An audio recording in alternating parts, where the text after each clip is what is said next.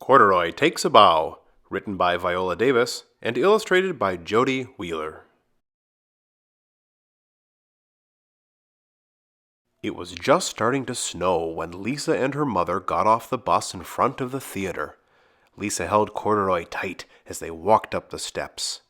She had never been to a big theater like this before. Neither had Corduroy. They had come to see a performance of Mother Goose Rhymes. In the lobby, people were picking up tickets. Ushers handed out programs. A brass chandelier hung from the ceiling that was painted with clouds. Suddenly, the lights flickered on and off. "That means the play will start in a few minutes. We should find our seats," said Lisa's mother. Lisa held her mother's hand a little tighter and held Corduroy a little closer. The usher took their tickets and showed them where to sit. "The seats are so soft," said Lisa. She put Corduroy on her lap and looked through the program. Right before the play started, a very tall man sat down in front of Lisa. "Mommy," Lisa whispered to her mother, "I can't see." "Here, dear," said her mother. "We can fold our coats together and you can sit on top of them." When Lisa stood up to sit on the coats, the orchestra started to play. She forgot all about Corduroy. He slipped off her lap and fell underneath the seat in front of them. "Now I can't see anything," said Corduroy. "Maybe if I get closer to the music I could see the stage." He peeked down the aisle and saw some stairs. When Corduroy got to the top step, the big red curtain went up, and up, and up. Corduroy was so startled that he lost his balance and tumbled into the orchestra pit. He looked around at all the musicians and thought, "This is a good spot to hear the music, but now I can't see the stage at all." At the back of the orchestra there was a tall set of drums. "Maybe if I sat up there I would have a better view," he thought. Quietly he crawled through the orchestra, past feet, between instrument cases, and around music stands toward the drums. "How did you get up here, little fellow?" the drummer whispered to Corduroy. "You must be a prop from the play. Someone will be looking for you." He put Corduroy up on the ledge behind the drums. There was a chair off to one side behind the curtain. "I could see better from there," thought Corduroy. But before he got to the chair, a stagehand tripped on him. "Sorry, bear," said the stagehand. He put Corduroy on the table with the other props. The table was hard, not like Lisa's soft seat in the theater. Backstage was very busy.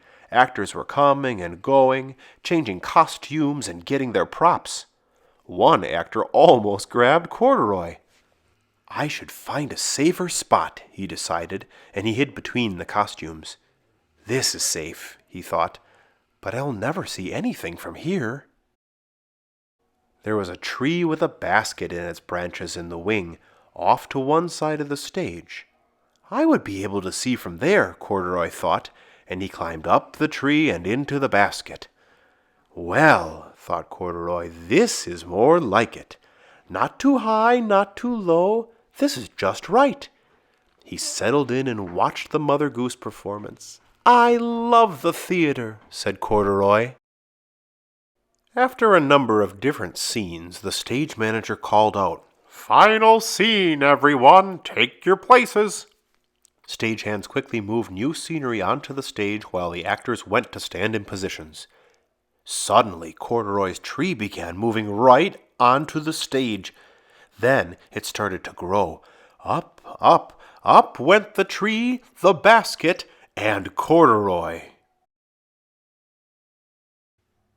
"This is a very tall tree," said Corduroy as he looked down at the stage far below. The tall tree made him think of the tall man who sat in front of Lisa. Corduroy wondered, "How will I get back to Lisa if I'm up in this tree?"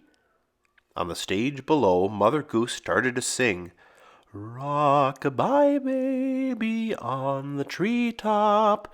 When the wind blows, the cradle will rock."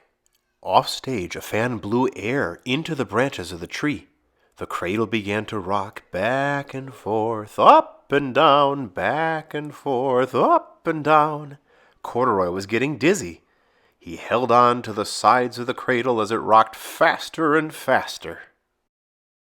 Mother Goose kept singing, "When the bough breaks, the cradle will fall."